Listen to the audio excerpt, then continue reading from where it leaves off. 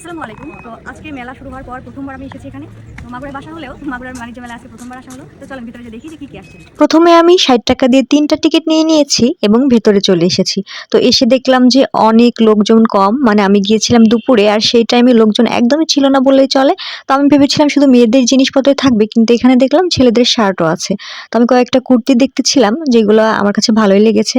তারপর হচ্ছে চলে আসলাম থ্রি পিসের এদিকে। থ্রি পিসের কালেকশনগুলো আমার কাছে ভালো লেগেছে। আর এই তাঁতের থ্রি পিসগুলো হচ্ছে গরমের সময় পড়তে অনেক আরাম। আমার না ছোটবেলা থেকেই বাবুই পাখির বাসা অনেক বেশি পছন্দ। তো এখানে বাবুই পাখির বাসাটা দেখে আমার অনেক বেশি ভালো লাগতেছিল। তারপর চলে আসলাম এই কর্নারে, যেটা হচ্ছে মেয়েদের ক্রাশ, মানে চুড়ির সাইড। তো এই চুড়িগুলো দেখতে কিন্তু অনেক সুন্দর লাগতেছিল। তারপর আমি আমার মেয়ের জন্য একটা স্পাইডারম্যান দেখলাম, ও স্পাইডারম্যানের ফ্যান। মেলায় সচরাচর যে জিনিসগুলো ওঠে বাণিজ্য মেলায় তার থেকে একটু বেশিই পাওয়া যায়। সো এখানে হিউজ কালেকশন ছিল ঘর সাজানোর জন্য। আমরা মেয়েরা হয়তো এমনই যে কোথাও গেলে আমাদের ঘর সাজানোর জিনিস সব থেকে আগে চোখে পড়ে। সো আমার ক্ষেত্রেও তেমন। আমি আজকে সবকিছু দেখে গেলাম, নেক্সট দিন এসে অনেক কিছু কেনাকাটা করব ভাবছি ঘর সাজানোর জন্য। আজকে এতটুকুই রইল, ধন্যবাদ।